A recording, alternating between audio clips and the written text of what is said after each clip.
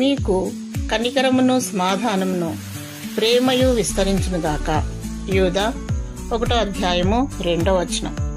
కనికరము గలవారు ధన్యులు, వారు కనికరం పొందుదురు.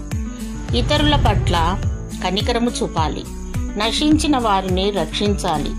దేవుడు నీ పట్ల జాలి, కనికరము, కృప చూపుతున్నాడు.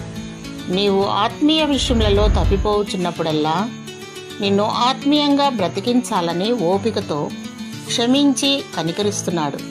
మనము ఏ అర్హత లేని వారము. నీతి విషయంలో, విశ్వాస విషయంలో తప్పిపోతే ఆయన నిత్యరాజ్యంను స్వతంత్రించుకొనము. సమాధానపరచువారు ధన్యులు, దేవుని సమాధానం పొందుకొని అనేకులను సమాధానపరచాలి. సమాధానాధిపతి ప్రభువైన యేసుక్రీస్తే. ఆయన హృదయం నుండే నీకు సమాధానం లభిస్తుంది. నేటి దినాల్లో ప్రేమ కరువైంది. బైబిల్లో అన్నిటికంటే శ్రేష్టమైనది ప్రేమ. నీకోసం, నా కోసం ప్రభువైన యేసుక్రీస్తు సిలువలో తన రక్తమును చిందించి చనిపోయి మృత్యుంజయుడై లేచాడు.